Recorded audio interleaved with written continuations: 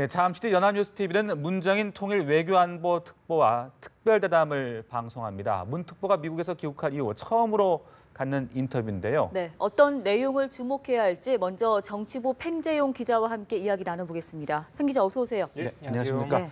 자, 문정인 특보 최근 미국 워싱턴 방문 당시 했던 발언이 큰 파장을 낳았는데요. 먼저 그 내용부터 다시 한번 정리를 좀 해볼까요? 현지 시각으로 지난 16일에 문정인 특보가 미국 워싱턴을 방문을 했습니다. 이 학술대회 참석차 이제 미국 워싱턴을 방문을 한 것인데요. 아무래도 갈 때부터 좀 관심을 많이 끌었습니다.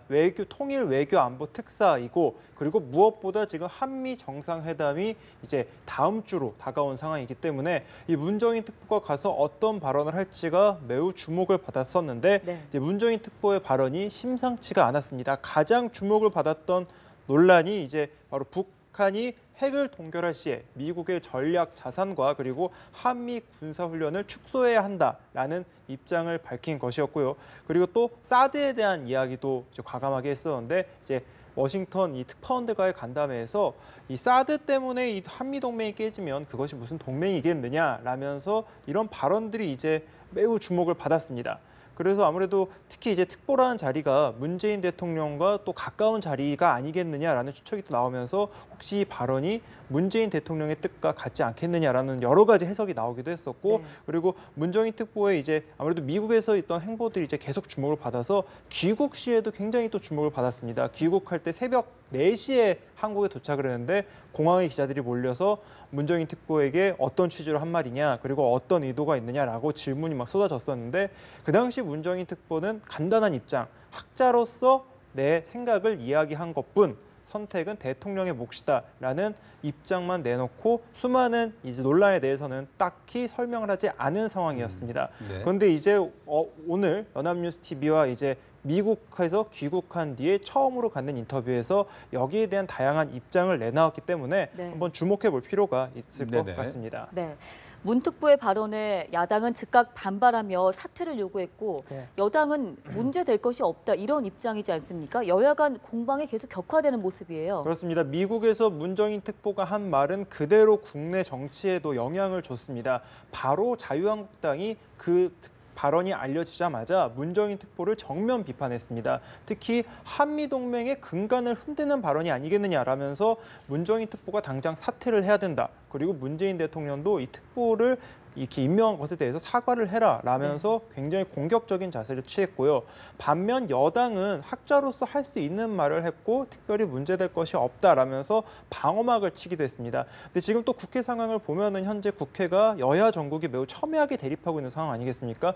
여기에 문정인 특보의 발언까지 얹혀지면서 이 안보적인 논란까지도 정치적인 문제로 확대되고 그러면서 굉장히 많은 또 공방전, 여야 간의 공방전이 또 치열하게 이뤄졌던 그런 상황이었습니다. 이런 상황 속에서 청와대가 이제 논란이 커지다 보니까 문정인 특보의 발언이 대통령의 뜻과는 직접적으로 연관이 되지 않다라면서 진화를 하기도 했고요. 그리고 혹여나 문정인 특보의 발언이 한미 정상회담에 이 걸림돌이 될까 봐 좀 노심초사하는 모습을 또 보이기도 했었습니다. 네.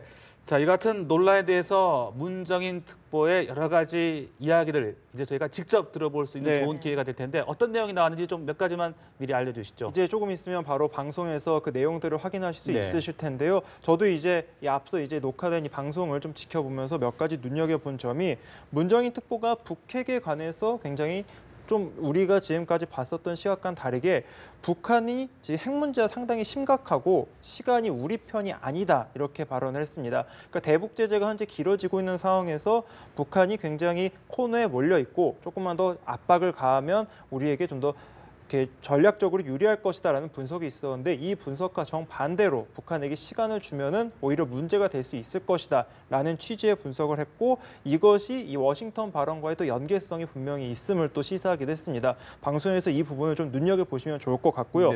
그리고 현재 지금 북한이 이 미사일을 이 핵 개발을 하고 있는 상황이 굉장히 위험하고 또 걷잡을 수 없는 상황이 될 수밖에 없다. 그렇기 때문에 우리가 제재의 일변도로 갈 것이 아니라 유연하게 북한의 이 제재와 그리고 대화 이런 유연한 전략을 선택할 필요성이 있다는 점도 충분히 강조를 했습니다. 이 부분도 좀 눈여겨봐야 될 부분인 것 같습니다. 문 특보가 또 이제 특별 대담에서 그 전자권 환수와 같은 민감한 문제에 대해서도 자신의 생각을 밝혔다고 하는데요. 네. 어떤 내용이 나왔습니까? 전자권 환수 굉장히 한미 동맹에서 굉장히 중요한 문제고요. 그리고 네. 문재인 대통령의 이 전자권 환수에 대한 얘기도 있었기 때문에 좀 주목이 됐었는데요. 우선 문정인 특보는 주권국이 전자권을 찾아오는 것은 당연하다는 입장을 한 번 더 확인을 했습니다. 그리고 좀 이것도 좀 눈여겨봐야 되는 부분이라고 생각하는데 전자권 환수가 한미 동맹을 강하게 만들 것이다라는 얘기를 했었는데요.